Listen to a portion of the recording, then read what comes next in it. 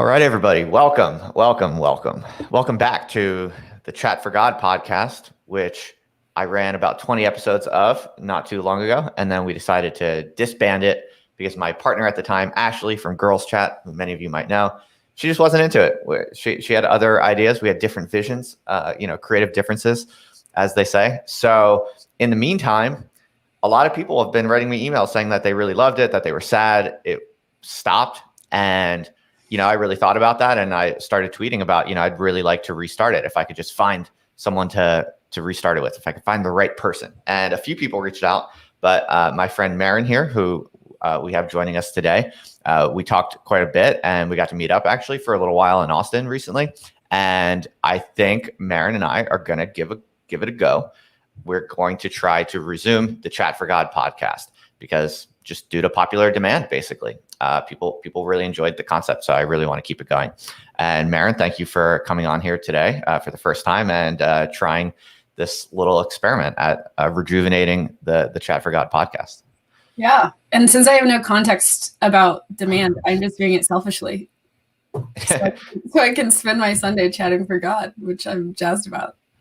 Yeah, no, I think I feel very good about this, and I'm excited to see what kind of unique vibe and ground you and I might cover. So I think the best way to get going, since people have no idea who you are, is we should just basically introduce you to the Chat for God audience. And since this is on YouTube, it'll also be the Other Life audience. I still have to kind of figure out how those things play together or don't. But here's what we'll do. I'll give everyone a quick little TLDR from my perspective, and then you can kind of correct me where I'm wrong, or you can kind of elaborate the whole story. But the reason I'm most interested in you, Maren, as a co-host of the Chat for God podcast, is that you have a very interesting story that I think will resonate with a lot of the people in my audience, especially those in my audience who are interested in Christianity, because you basically were born as a conservative Christian Texas girl, and then you went on to do pretty extraordinary things as a very successful entrepreneur and investor, and you're still quite young.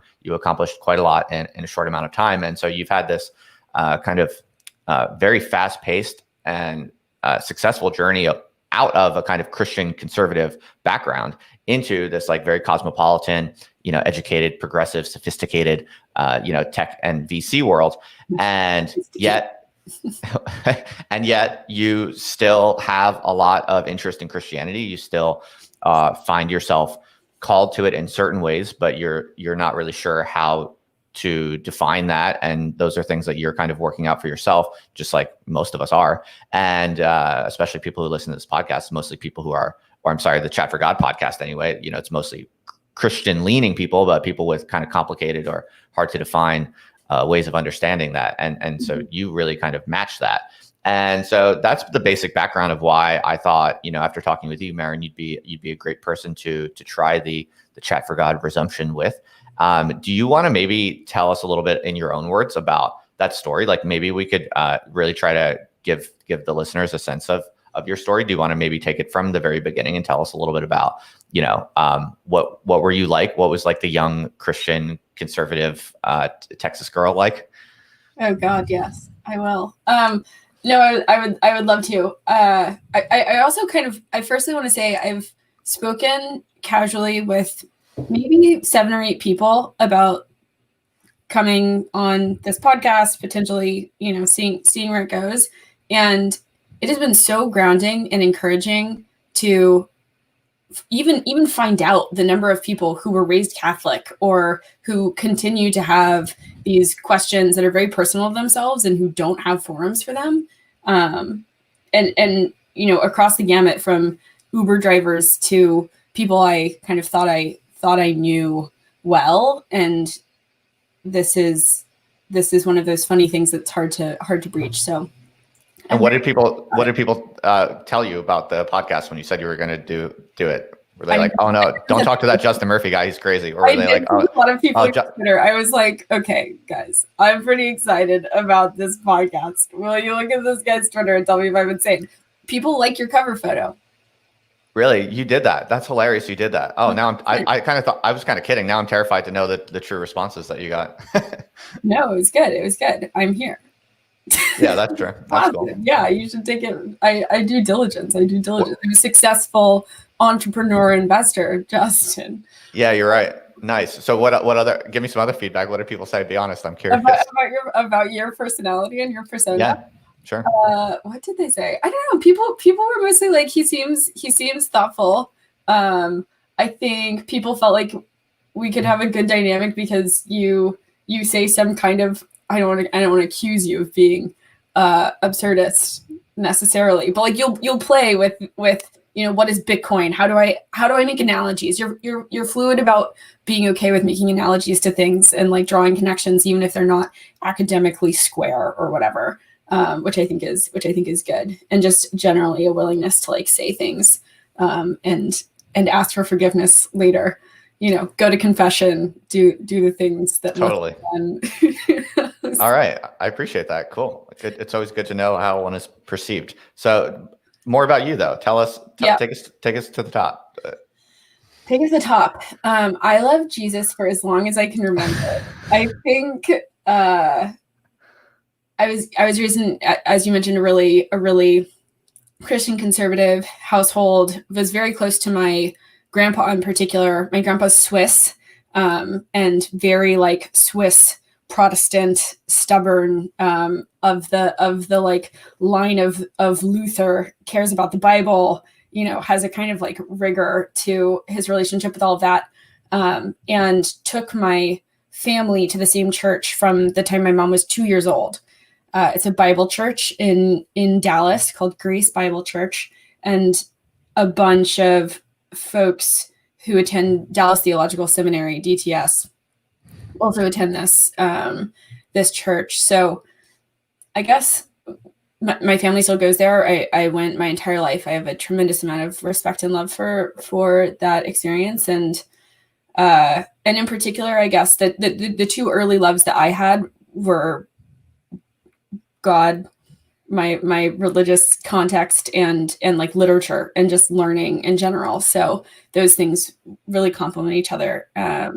As I was growing up, and I cared a lot about trying to, as an 11-year-old, understand like the Hebrew next to the Greek, and like what all of this could possibly mean in as truthful a sense as possible. And I was really motivated by that upbringing to pursue that degree of understanding. And was there a point where you basically kind of kicked it all to the curb and you were like, no, I'm too smart for this. I'm an educated, sophisticated atheist now? Or did you not have that kind of break, or how did that work for you?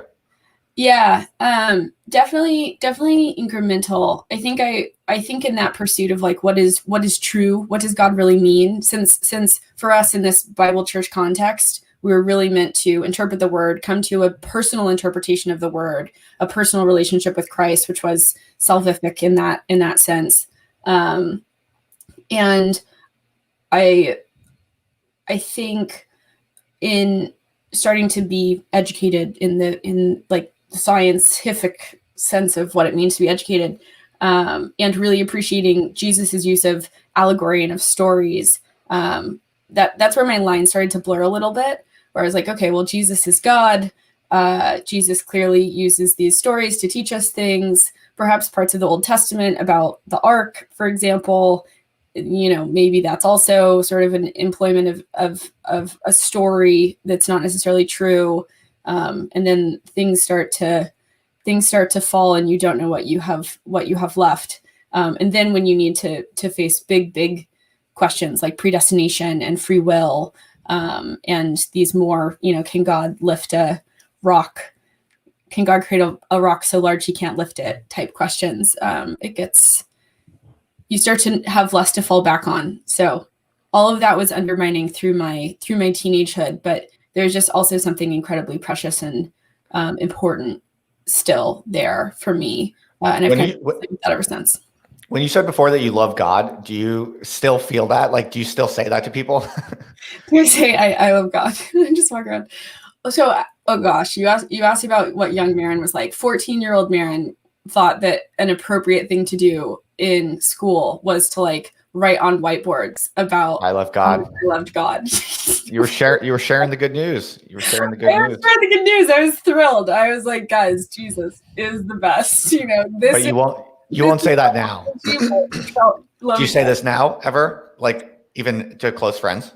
I think in my relationships with close friends, it's for me now, it's much less pithy than, not to say saying I love God is pithy to say, but I guess there's a lot assumed in that. I think the way I relate to it now is more that I have, for whatever reason, a real capacity to experience God, or to in my own sense of what that means. And I feel very grateful for that and feel very held by that lived experience of a relationship with what I can only conceive of as God. Yeah. So you feel the experience of God today, like in your life, you feel the presence of God in your life.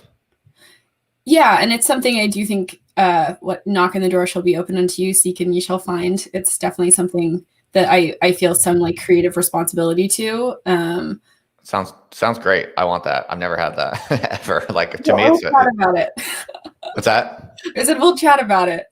Totally. Yeah, I want to be like trained in it. But when I was doing this with Ashley very much was like that. She had a profound kind of constant, everyday, subjective relationship with God, and I was always like in awe of it. It sounds awesome. Like I want it, but I'm probably doing something wrong or thinking about it the wrong way or something like that. So that's one of my goals for it's one of my goals for the podcast. Like I do kind of have this hope or dream that this podcast will actually, its purpose kind of is for me to deepen my understanding and my faith really, in a way that makes sense to me. Because a lot of what's out there currently, it just doesn't really make sense to me. I think a lot of it is kind of just like dumb. It's like if I see someone, if I like, find some podcaster or some like YouTuber talking about God, it's almost always like they're just saying stupid shit that I'm just like, no, this is totally lame. And not lame, I mean like dumb, like it doesn't actually make sense. So I just want someone, you're smart, Maren, so go ahead, make sense out of it for me, please. Make sense out of God for you? Yeah, well, explain to me what you mean maybe by like, what does it mean to have an experience of God like in your life? Like, what does that look like?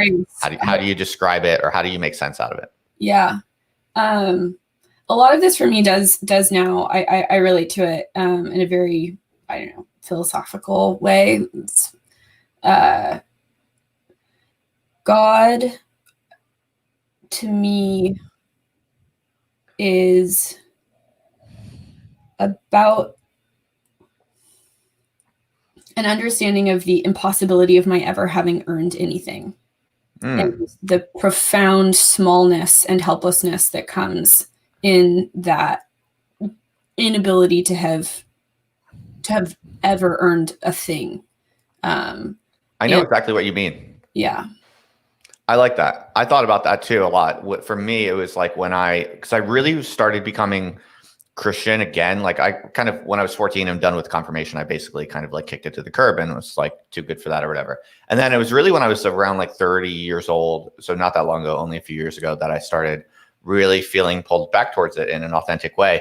And it was very much what you just described. It was like I was like getting everything I ever wanted in life.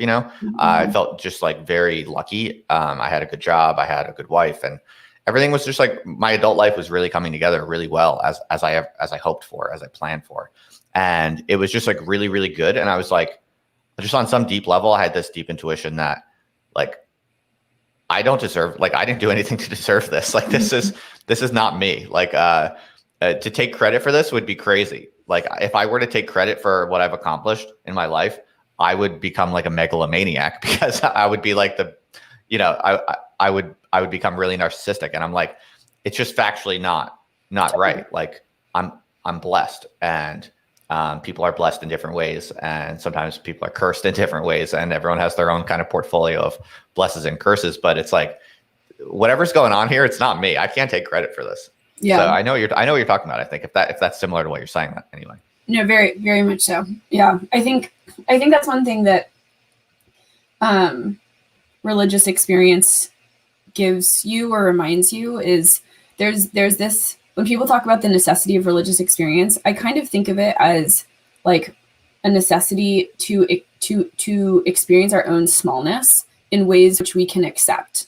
and find like comfort and understanding in. There's something existentially true and important about our experience as human beings that we be able to reconcile ourselves to, and accept our own smallnesses, but also like the profundity of everything. And it's just hard to do that next to anything which isn't incredibly large. You kind of need to be like humbled, because we live in this way where we perceive ourselves as always being the biggest thing, but of course that's absolutely fundamentally untrue and ridiculous, and unhealthy, to your point about like megalomania. Totally. So why don't you tell the audience a little bit about who you are now and what you do? People are probably wondering, who is this person? What does she do? What's her story now? So tell us, in a nutshell, what you've done over the past few years as an entrepreneur and as an investor. Just give us the TLDR. Yeah, I'll try to connect more dots more quickly to earlier pieces of experience. So raised in a very Christian household, was not allowed to listen to non-Christian music, really didn't have the internet, was not allowed to interact with things which could like threaten, me or my sense of the world. Started to fall out of that in later high school, and feel less certain.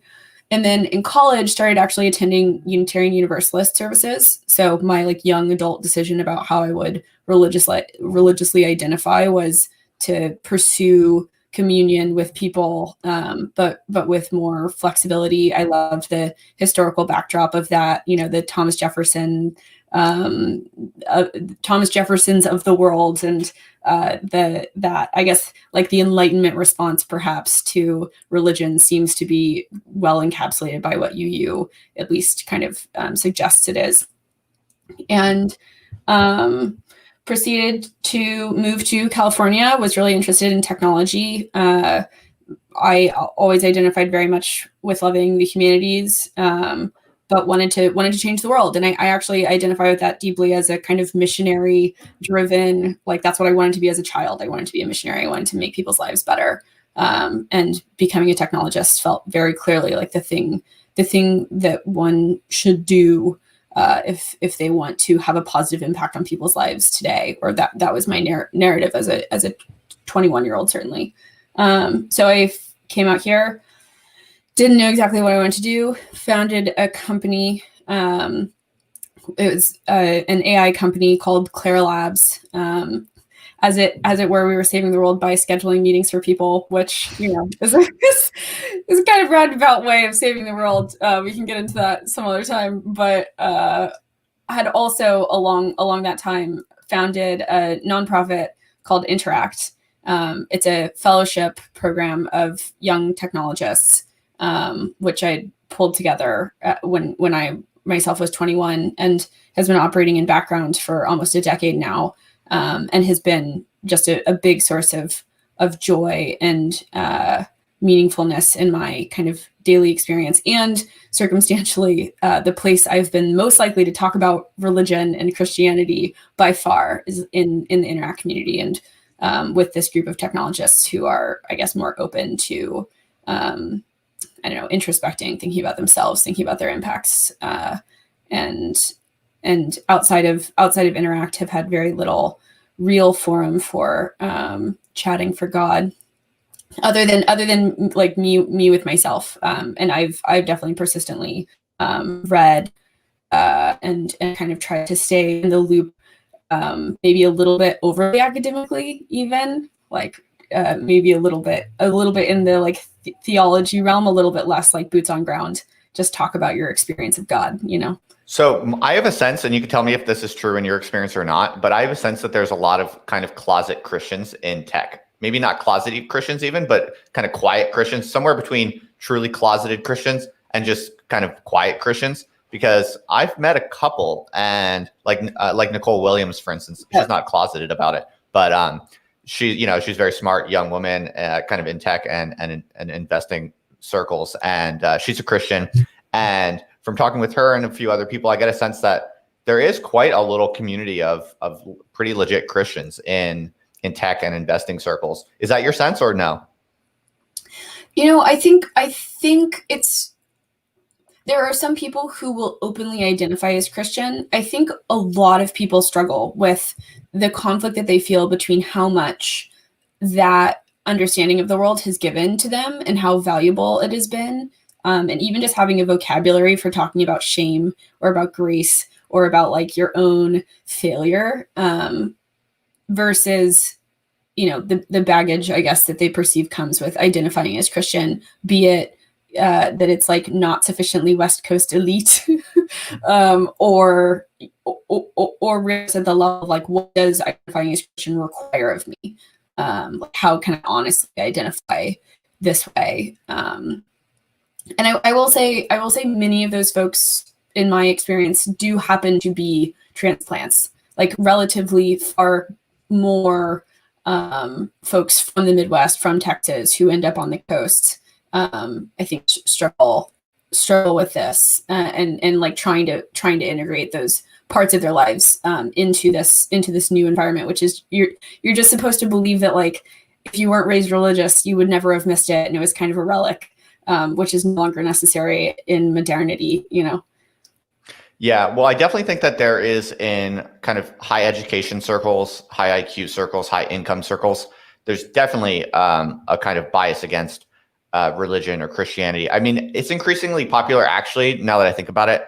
There's a kind of, trendiness to being interested in religion, but it's only supposed to be at a kind of abstract intellectual interest, So if you're reading books by like maybe Christian authors who are, philosophically sophisticated, that's kind of cool and high status. But if you're like, yo, I'm a Christian, I love God, that people are like, whoa, whoa. And that's kind of seen as like, all right, this person's probably just a little dumb. Do you find that, like, in your experience, like, have you encountered that or no? Yeah, I would even say that only in the past few years has it felt like it's even been maybe interesting to say, like, seems like we don't have much culture. Like maybe there was something in the religious idea that was lost. I think before a few years ago, it wasn't even a valid thing to suggest. Right. Yeah. Intellectually. Yeah, but I mean, in your experience, like as someone with a kind of a rather rich and intense personal, religious background, and someone who still harbors great respect and interest in Christianity, even if you're a bit uncertain about how you describe that or define that at the end of the day, in your experience, like coming up through the tech world and having all the success you've had, like, I'm sure there have been times where you've like tried to tell, friends or colleagues about, your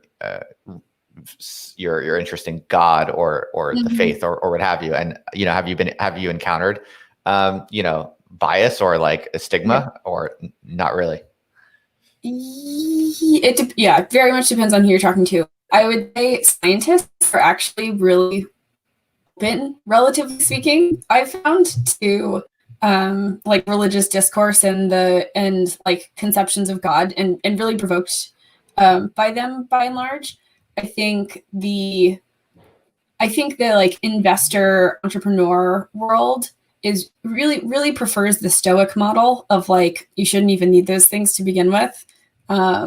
Even things like people who actively meditate have been sort of looked down upon. Like, were you to have emotions which you might need to have daily habits to help deal with, like that would be seen as a bad thing. Philosophy in general, I think, philosophy, art, meditation, like culture, didn't have like the degree of utilitarian justification that most investor types would have expected it to, for it to be like part of the discourse, Right. Every now and then you do see people who are super Christian kind of come out of the woodwork. I forget, did you follow the story recently? There was like some developer guy who's like fairly well known, I think, fairly well respected in kind of tech entrepreneurship circles. I totally forget the guy's name, but he basically came out as like a super explicit like Trump supporter, on Christian grounds. Like for him, it was like pretty much all about the abortion issue. And he wrote this like long essay that was basically saying like, fuck off. This is what I think. Like, I know this is super low status in the tech community, but this is what I think. And do you remember this? Do you know what I'm talking about or no? I don't. I wish I did. Okay. I'll have to dig it up. No, it's okay. But yeah, I kind of have this thesis that I think there's going to be a massive kind of Christian resurgence, especially in kind of high education, high IQ, high income circles, because I can see it kind of swelling up here and there. And I know a lot of smart, badass people who are kind of like that, but it's all very low key. It's all very underground, if you will. And I mean, I guess in some ways, one of my goals is to kind of catalyze it a little bit, be a little bit more public and a little bit more open about it. And hopefully, this podcast might maybe become a little bit of a, a lightning rod for this type of person who currently, I think, in these circles, it's just like it's so low status to have these kinds of beliefs. I'm curious, and I don't want to, if you presume that your listenership already knows everything about you and your faith. No, I don't talk about my Christianity very much on the live streams or on the Other Life podcast. That was the whole reason why I made Chat for God as a separate podcast, so I could feel confident just talking about my interest in Christianity and the faith, because on most of my like public platforms, I feel very inhibited. I don't really talk about it that much. And to some degree, I think it's a good attitude, because we do live in a secularized public culture where claims to faith, claims to revelation are in some sense just not valid. Like I don't think it's very good to go into the public square and say like, we should have this person for president because God requires it. Like, I think that's actually not a healthy mode of public discourse in an advanced Western society. I do believe in the kind of liberal civic norms where, we have to relate to each other in public intellectual life, primarily as rational agents.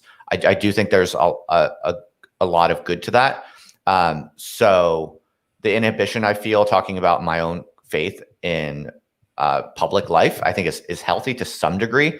But then on the other hand, I do believe that Christianity is essentially rational. Like I would defend the rationality of my belief in Christianity. So the way I've solved that is I'll make a separate little like public space where I just talk about Christianity as much as I want. And that's the podcast we're on right now. So please feel free to ask me anything you want.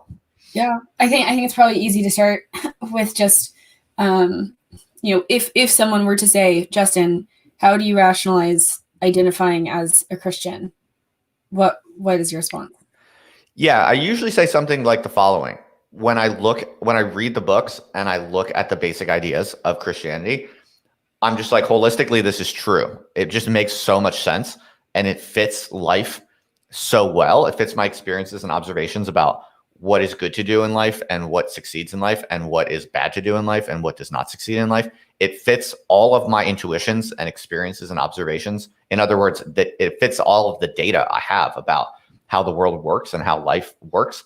Christianity is the best system I've come across. It's the best philosophy and doctrine and idea and story that I've ever come across that fits the data of life so well. And to me, that's an essentially scientific perspective. Not to reduce it to science, because faith cannot be reduced to science. The whole point of that leap of faith is a moving beyond what science and rationality can justify. So I'm not reducing this. Something people sometimes accuse me of. I'm not reducing Christianity to something that's fully encompassable by rationality or science. But my point is, it seems to me perfectly rational and defensible from a kind of modern, advanced Western kind of intellectual perspective, a rationalistic kind of perspective to see this philosophy and look at it closely and be like, okay, this is the true operating system. Like, this is the correct true operating system for human beings. And that's how I would go about defending it or explaining it from the rational perspective. But then I do think there's this irreducible stage in that where like you realize it's true, but you're not really sure. There's all these puzzles, right? There's all these like weird ideas that you're expected to subscribe to, like ideas that seem like miracles or superstitions, or that just seem from a rational perspective impossible. Like, did Jesus really, was he really resurrected from the tomb? Did all of these like parables and stories that are part of the Christian faith, which you can't explain and you can't justify or defend rationally at all. They just, they don't make sense from a scientific perspective. And to those, you just have to say, or the way I think about it is, to me, those are just mysteries. Like, I don't know what that means. I really just don't know what that means. But if you look at the overarching operating system and you're like, this is the true philosophy of life, then what you do is you basically take the mysteries as questions. Like, what does it mean for Jesus to have risen from the dead? I just presume myself to not know that. I presume myself to have the shortcomings, to be unable to comprehend that, rather than considering it false, or this is a totally unbelievable superstition that I reject outright. It's more like, well, if this whole system is so true as it obviously seems to be, there's some way in which the story of Jesus' resurrection is true. There's some way in which it's true. I'm going to have faith that it's true. And I'm just going to spend the rest of my life trying to figure out what the fuck it means. Oh, sorry, I shouldn't curse on this Chat for God podcast. I let myself curse. I curse on other podcasts, but I am trying to make it a habit of the Chat for God podcast. I will not curse. I want it to be family friendly, where like people can listen with their kids. So sorry about that. That's my take on it. That's pretty much how I see it. How would you describe it from your perspective? The rationale for Christianity, essentially. Sure. Or however you think about it. Maybe you don't think about it that way, in which case you don't have to explain it that way. But how would you? I think there's something very important to accepting, again, similarly to what I was talking about earlier, where you're accepting your smallness, or giving yourself the capacity to feel small, if that's like an essential experience, which is important. And I think in those gaps where, for me, the plausibility of Christ's having actually been resurrected and brought up from the dead, that seems unlikely in the literal sense. However, I think there's something important about my and our collective ability to reason about our experience. There's, I guess, this.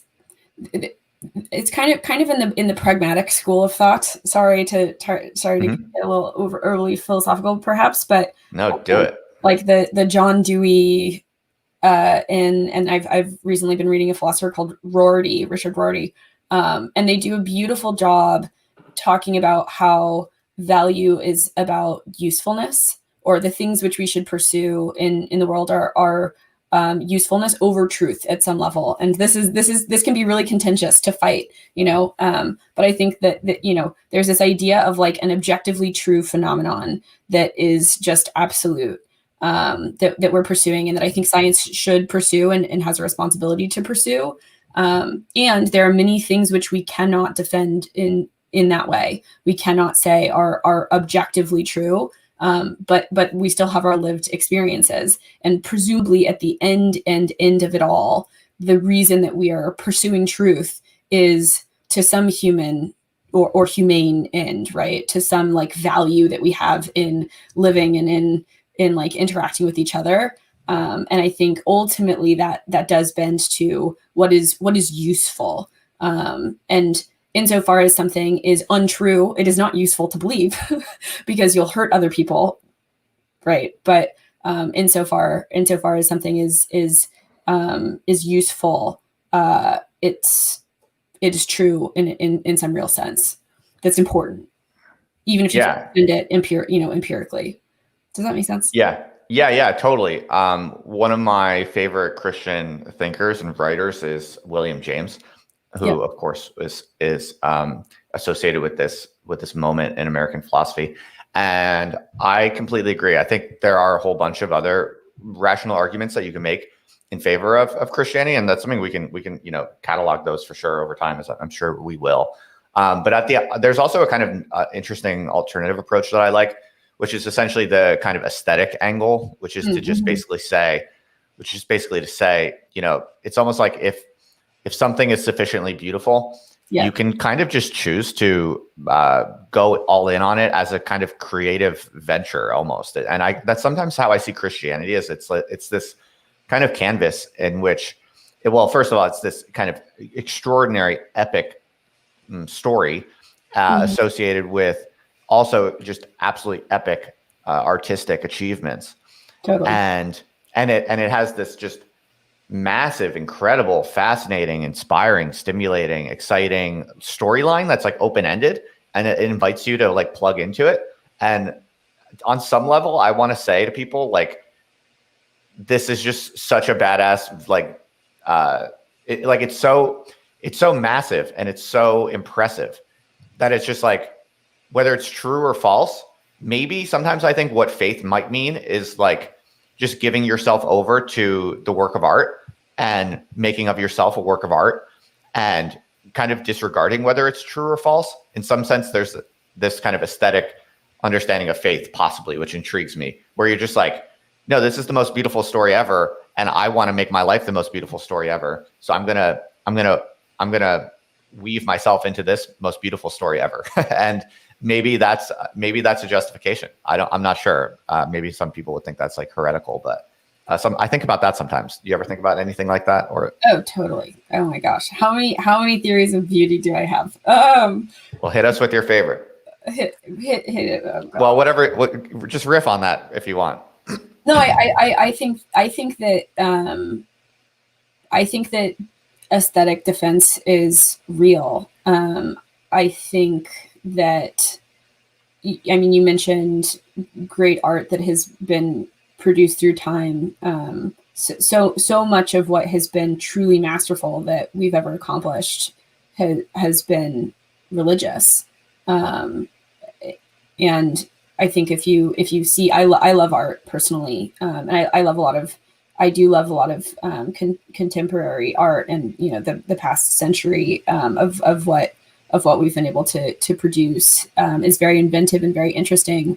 But I think there's also a lot of despair in it, and kind of, I don't want to say negligence necessarily, but I think without a sufficiently optimistic, meaningful narrative to reside in and to find real solace in, your art kind of necessarily becomes, I mean, I'm not really into Ayn Rand in many ways, though I was totally raised.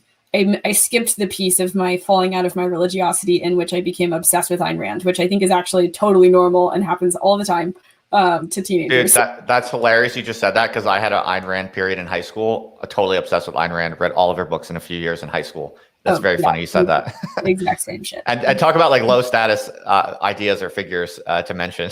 Yeah. Oh yeah, no. So let me. Yeah, please. So she actually has a really lovely book that I highly recommend called The Romantic Manifesto.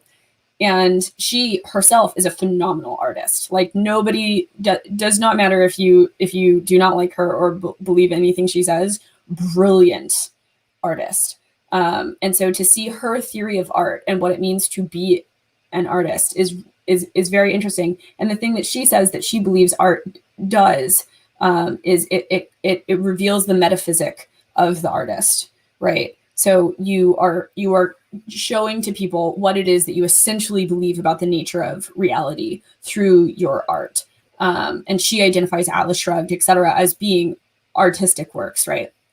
And her John Galt, her analog would be to the, like, what would Jesus do, right? She was very deliberative in understanding that as a kind of metaphysical piece of art that she was creating, so that people could have this like paradigm, and that's why it's so, I think, encompassing and enshrouding. But in lieu of taking that responsibility, I think, to your own metaphysic or to having one like Christianity, which can underlie the art that you build on top of it, I think a lot of people just sort of regress to some combination of like social advocacy, which is a very powerful form of art, and I don't want to negate it. I think it's really important.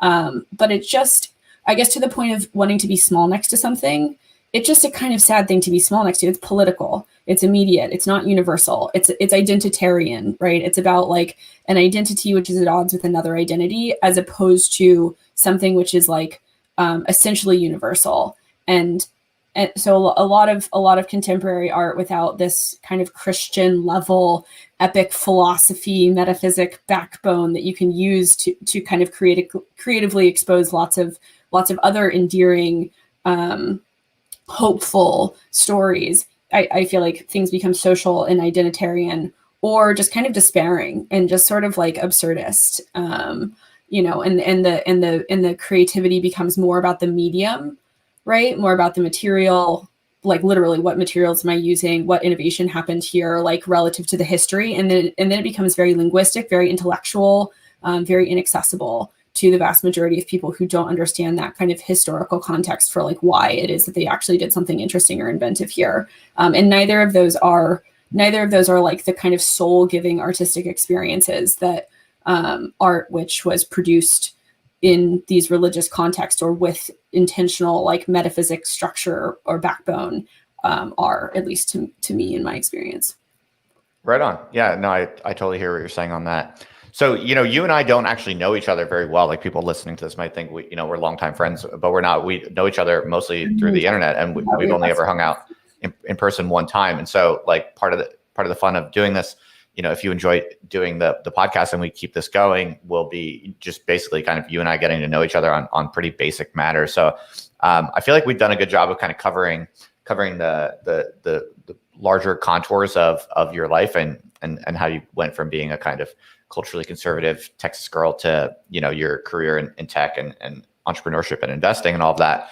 So I feel like we've given people a basic storyline there to get them up to speed on who you are and all of that. But now I'm kind of curious to maybe talk a little bit more about, well, I mean, you know, the basics of my story. I know the basics of your story. So now from here on out, it's like we should, I think, also try to, you know, get to know each other a little better. So I'm curious, like what, you know, I'm just honestly personally kind of curious about, were you, when you were younger, were you like super, you know, you said that when you were younger, you were like writing on the bathroom walls, you love Jesus and stuff like that. So like, were you, how long did that persist? Like, have you, what about like when you're 18, when you're 17, when kids are starting to like drink and do drugs and have sex? Like, are you like still a kind of like prudish conservative girl, or are you like becoming, like, what are you becoming then? Kind of paint that story a little bit for us. I'm curious. I think I'll always be at least a little bit prudish, like for sure. Actually, and that's something we've spoken about briefly. I think I'm actually like pro prudishness at some real level. I like it. Yeah. Very wholesome. Very wholesome. Good, on brand for me. I like it. Yeah, good. Yeah, we can both rep the endeavors to be wholesome, but we'll occasionally accidentally cuss, and hopefully we'll get better about that over time. But yeah, I guess so. I was very unselfconscious about my faith for a long time. It's funny. People always talk about how, you know, they're like, oh my gosh, when did you realize that your parent actually didn't know everything? You know, people will be like, oh yeah, when I was 11 or 12, I started to realize like, man, my dad's not perfect. Like he doesn't know everything. He doesn't know all of the stuff that's going on. And for me, it's really funny because I think I was actually always very keenly aware of the fact that my parents did not know what the heck they were doing or talking about. I have a lot of very clear memories as a 4 or 5 year old of being like, you guys don't know what's going on. Like, this is wrong. Maybe that's like elder sister syndrome. I have 3 younger sisters. But with my faith, it was really not something I was self-conscious about at all, or ever really imagined was possibly untrue, even though I had a lot of doubt myself. It was something I saw as a personal inadequacy that I couldn't kind of reconcile myself fully to like the story. And I really did take it at face that it was true in some very literal objective sense. And that continued until I was probably around 14, 15. There started to be sufficient cracks in the armor. I'd started to create my own kind of contortionist system sufficiently by then through my own like reading and studying and becoming a little bit more like scholarly, I guess, about my faith, that started to warp. And then 16, 17, I mean, I was a nerd, right? Like I wasn't even like a real nerd. Like nerds wouldn't have identified me as being a nerd, even though I wanted them to so badly, which was totally separate story. So no, I didn't do anything interesting. I remember a Bible study that I did when I was 15, in which I signed a pledge that I would never kiss anyone until I was engaged. Wow. And then like the week before I turned 17, I started to freak out. And I was like, oh my God, one day when you're 25 and someone says, when was your first kiss? You're going to have to tell them you were 17 freak years old. That is too old. You are a weirdo. You need to go kiss someone immediately. And so I just like made out with this random boy so that I could kiss someone. Wait. So this was after you signed the pledge? You immediately set out to break it? I mean, it was about 2 years. It was about 2 years between the pledge and me starting to get anxiety that I was always going to be a freak. So you held the pledge for 2 years, and then you kissed someone when you were, I guess, therefore 19. I was about to turn 17. I signed the pledge at 15. Oh, gotcha. I was about to turn 17, and I just didn't want to deal with the shame of like that explanation about why I was so, because I was weird, you know. If I was normal and cool, you know, it would be fine that I hadn't kissed someone until I was 17. But because I was kind of annoying and weird, I was like, I need to get on this immediately. So did you, when you kissed someone for the first time when you were 17, did you feel like you were betraying God? Did it feel sinful? It did. It was weird. It was that probably made it hotter though, didn't it? No, being honest. No. Well, I chose a random guy. I chose such a random guy, and it was so sad because he fell in love with me, and he like made me these mix CDs and all this stuff, and I was like, oh my God, I completely used you. Like this is not how this was supposed to be. Wow. So that was a bummer. Wow. And did you feel bad or no? Like from the religious, like, did you feel guilty? I did feel good. Like toward God, or was it more just like, I feel bad for fucking up this guy's head? Don't use that word. Oh yeah, sorry. I'm really gonna try. Okay. Yeah.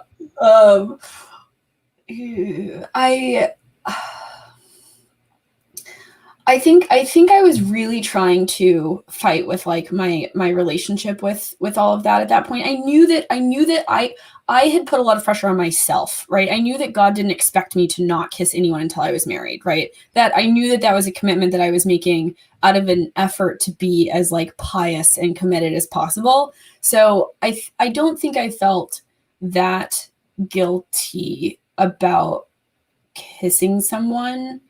I do think I felt guilty that it was out of the frame that I would have hoped for, right? Where you like fall in love with this boy who like also loves you, and it's so sweet, and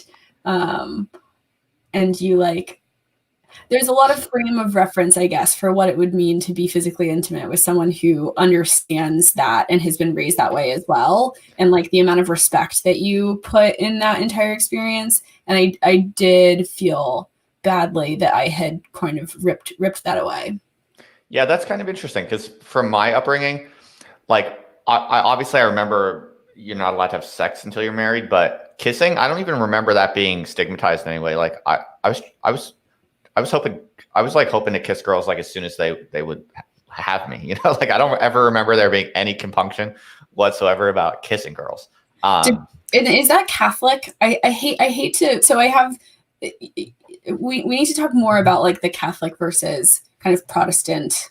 Yeah, for sure. So I doubt that this is a particularly, you know, denominational wrinkle here, but probably just more that, I mean, I had this period when I was like 9 years old where I was like super kind of conservative, like culturally conservative Catholic in very like weird ways. Like I was obsessed with not lying. I thought that if I ever told a lie, I would like go to hell. I had some kind of bad CCD teachers. CCD is what it's called in Catholicism, like Sunday school, basically.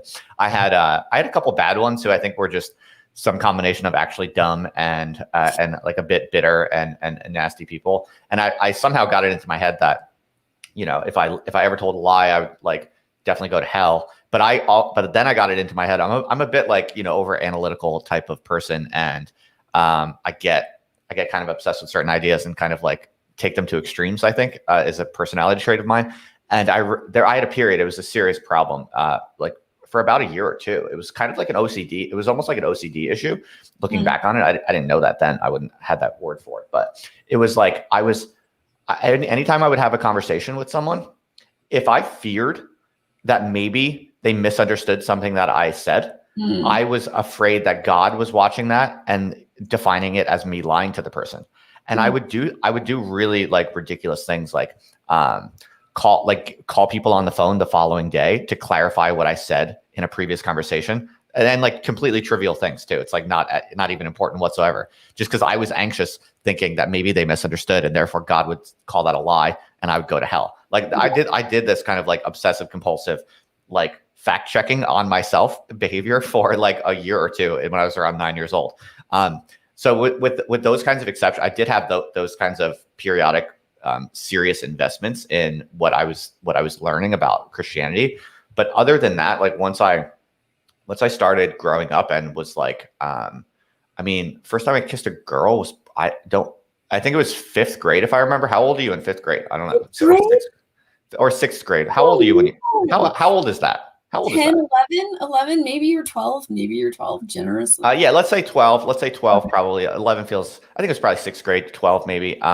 Around then, just like making out real quick, like at like a makeout party. Did you guys do makeout parties? Like it's really creepy and weird. But this is what, raised in, again, very close quarters. There were no makeout party. There was nothing in the league of makeout party for me.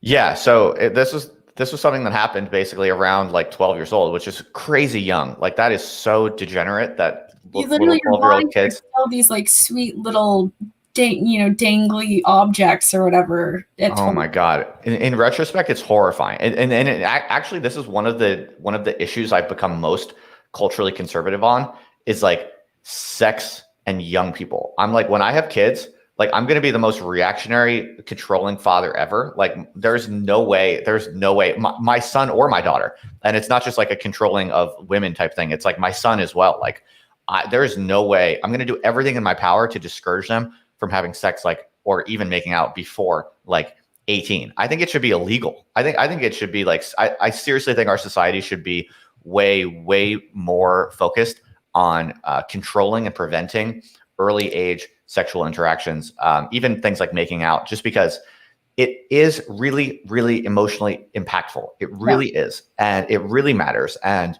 doing it when you're so young, and young kids are idiots, and they're so brutal too. Like they're so brutal. I had my heart broken a couple times, like when I was like very young, because I was like, dating, way too early. Mm-hmm. And yeah, anyway, I forget where we were going with this. God knows. But yeah. No, I mean, we were talking about like just the experience going through teenagehood and guilt related to your experiences of like, did I kiss someone? How should I feel about that? Were you taught in a Catholic context that those things were bad?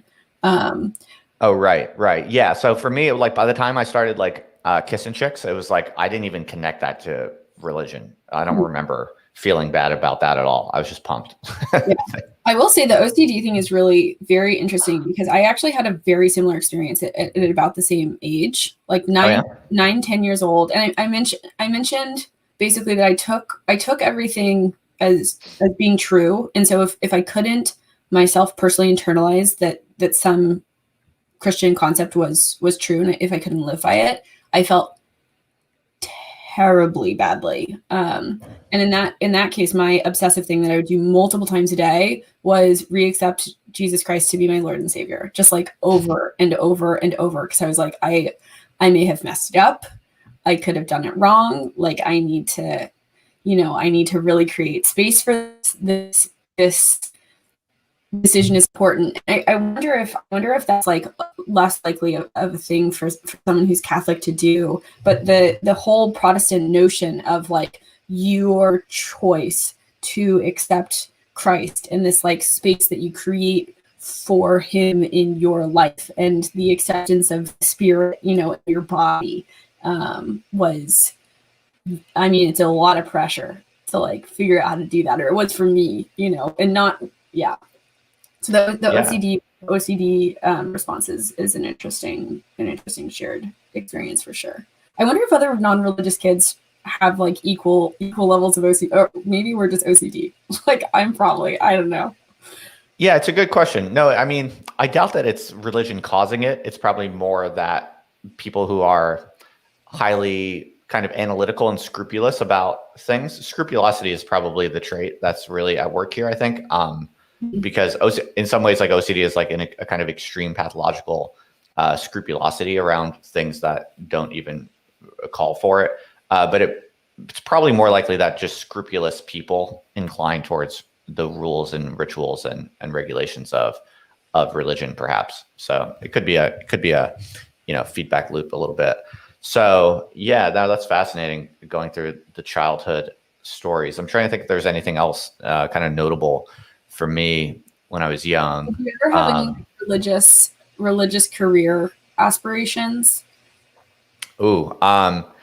No, definitely not. But you know what? Actually, something that I've been told many times in my life is that, Justin, you should be a preacher. I've heard this line like a few different times. So I think I have some personality traits or like tendencies that kind of go in that direction. But no, I've never, ever personally felt called to anything like that personally. Have you? Yeah, no, I was, when I was younger, I mean, I think I've mentioned this very profound and weirdly intense moment. Like one of my most distinct childhood memories is being in a Sunday school class, and I knew I had wanted to be a missionary, and this is after years of the OCD, like constant re-acceptance of Christ, and we were talking in the class about predestination. Actually, it was a class where we were discussing it, and I basically came to an understanding that though I just must not have been chosen by God, like I was just not predestined to be chosen. I couldn't accept him. I knew that other people could. I knew that other people had been chosen, and I still badly wanted to be a missionary so that I could help other people, you know, not have to go to hell, basically. And that was my... Whoa. And you were how old? How old then? 11. Wow. Yeah, I'm kissing chicks, and you're trying to save people from hellfire. Let's talk about predestination. Break that down for people who maybe don't know what that means. Can you explain what that means? Yeah. So there's the thing which we have been given by God in order to exalt him is free will, which is the capacity to choose to accept God, to accept God's love and grace, and to accept that our purpose is in exalting him. Importantly, with all things related to free will, God is also still God, right? God created everything. And so God had to have known at some level that not everyone was going to accept him. And certainly he had to have known in advance who would and wouldn't, because he knows everything. So predestination is basically about the idea that some people have been chosen by God or allowed by God to find God and to build this relationship with him, which is salvific and means that they can spend forever with God. And of course, other people can't, which is, you know, if everyone could find their way to God or everyone was going to, then like hell wouldn't exist naturally. So the tricky thing becomes like, you know, am I destined? Have I been predestined? Have I been chosen by God to be able to even like see him at all or accept this? And that was really hard for me as a kid. What's like the point of this? This seems like such a bizarre idea, though. Like, doesn't it seem kind of messed up if it's all sorted in advance, right? Like if you're either going to hell or you're going to heaven, kind of in advance, that seems kind of like a dumb idea. Like how do you make sense out of that? Or like, Can you explain the like logic of that, or why people? Yeah. I think it's kind of related to the like, could God create a rock so large that God couldn't lift it? It's one of those like central paradoxes where God is the creator and controller of the universe. God allowed for there to be a world in which not everyone got to choose him, because there is a hell. So he chose some people and not others, or allowed some people to choose him and not others. We have to have a way to basically reason about why some of us won't make it, kind of. Right. And that's kind of what. Okay. Yeah. And so is this something you subscribe to today, or how do you think about it? I think about predestination differently now, certainly than when I said it seemed dumb, I just meant like, I don't understand it. It seems dumb to me, but I'm sure there's like a smarter understanding of it, which. Yeah, have you thought much about predestination? I'm just curious, like how. No, that's alien to Catholicism. That's a totally Prot thing that I never really understood. I mean, my only familiarity with it is through Max Weber and his famous book, The Protestant Ethic, and the Spirit of Capitalism. And for people who don't know that book or don't know Max Weber, it's a very famous book. The empirical arguments have been somewhat discredited over time through more sophisticated causal analysis, but the basic idea that comes out of that book, which it's most well known for, is that there's something peculiar about Protestantism that laid the kind of psychological and sociological conditions for modern capitalism as we know it. And predestination, which is a Protestant idea, is one of the aspects that Weber sees as lending itself uniquely to a kind of capitalist society, because of the basic idea being that in this world where everyone is understood as either predestined to heaven or hell, there is this kind of anxiety that leads to a kind of busyness, basically. So the hypothesis is something like, since you can't really control it, and you're either going to heaven or you're going to hell, in the meantime, you should just work as hard as you possibly can. It's basically the idea, as a way of kind of coping, or as a way of, it's like the most wholesome and effective way to pass the time. It's like this idea of, what's the famous saying that idleness is the devil's workshop, or it's translated in different ways, but it's something like that. That if you're not working as hard as possible,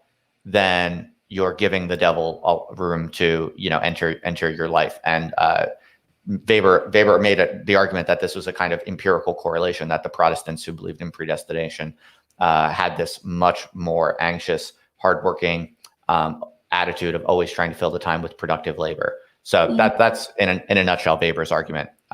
It's a very cartoonish kind of summary of the argument. It's a fascinating and quite impressive book, which is quite worth reading. But that's pretty much all I know about predestination. It's totally alien to Catholicism. Yeah, I think the thing that's very important to Protestantism is the idea of free will.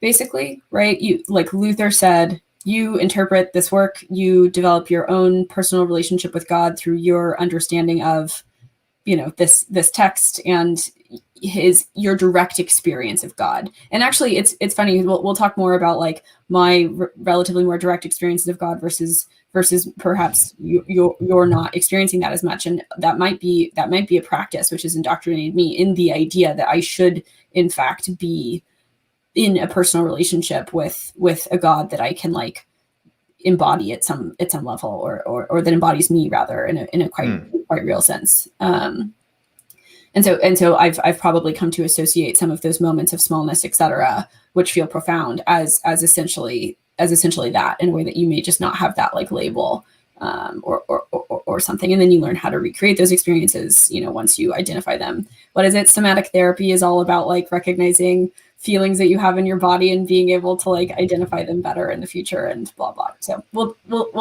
chat about that. But yeah, I think the importance of predestination is that Protestantism cares about will. It cares about your agency in choosing God, and it believes that the important thing that God pursues is your free choice of Him.